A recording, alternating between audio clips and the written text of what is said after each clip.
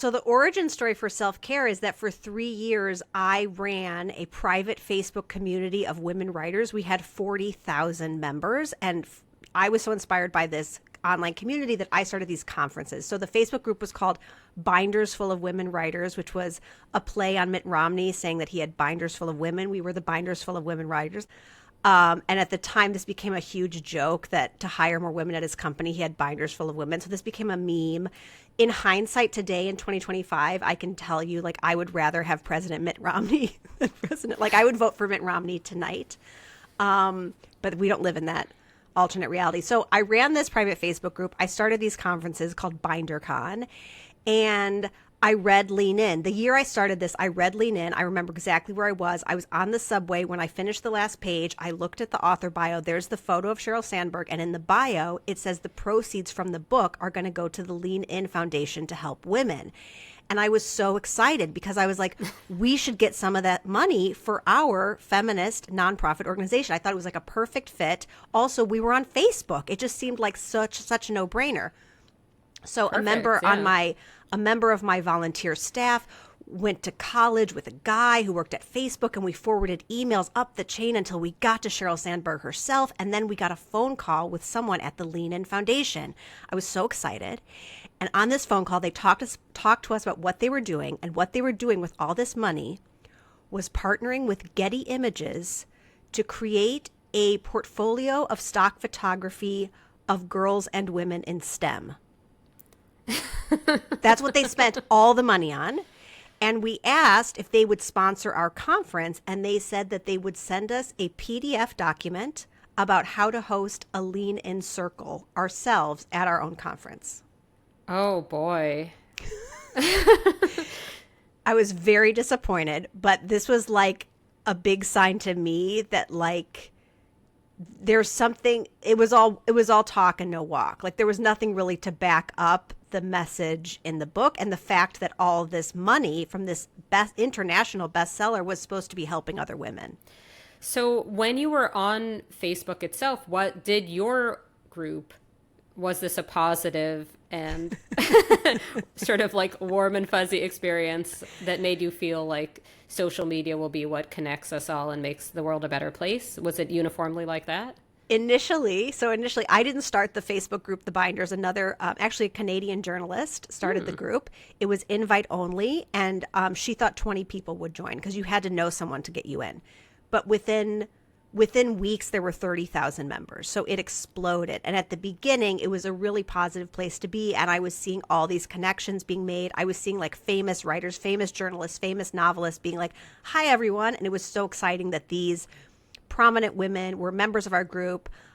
People were connecting to literary agents. It was like very fruitful. By the time I left in 2017, it had been completely taken over by activists. It had become a place where public shamings were happening very often. There was a lot of women criticizing other women for talking about certain topics or using certain language. It had become a very oppressive environment to be. I almost feel like I was in a cult, but the irony is that, like, I was the leader. Like, I was the cult leader, but I didn't have any power. All the power was held by the members of the group.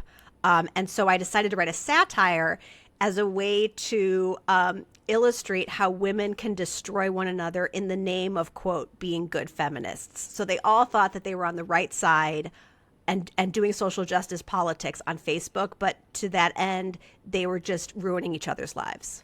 Yeah, I think this is so interesting because, I mean, for so many reasons, but one of them is that So Careless People has one of the really damning things about Facebook that's described in it that's more accessible. Like, some of the stuff has to do with, like, how they, like, dealings with Myanmar, and it's like, I don't know how you would deal with Myanmar. I'm not really qualified. But some of it is a little more accessible, though, which is about some kind of function where if a teenage girl seemed insecure and posted something in a way that where she seemed insecure, they would feed her ads for beauty products. Yeah. Like Facebook would.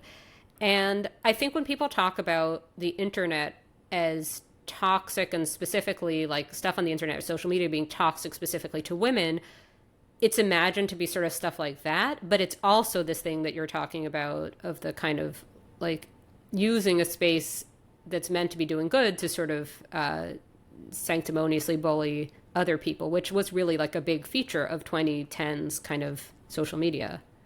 And what I realized, I ran this group from 2014 to 2017. I wrote the novel from 2017 to 2019. So I started writing the novel at the beginning of the first term of Trump. And what I realized on Instagram is that there's this symbiotic relationship between feminist activists and the wellness industry. So being on the internet stokes our rage. We feel upset about injustices. We feel powerless to help.